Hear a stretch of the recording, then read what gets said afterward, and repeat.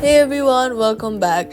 Here's how to fix the processing request or error on Uber Eats. First, make sure your internet is stable. Switch between Wi-Fi and mobile data to rule out network issues. Then, swipe up from the bottom of your screen, look for Uber Eats and swipe it away completely. Then, wait for a few while and open it again and try again.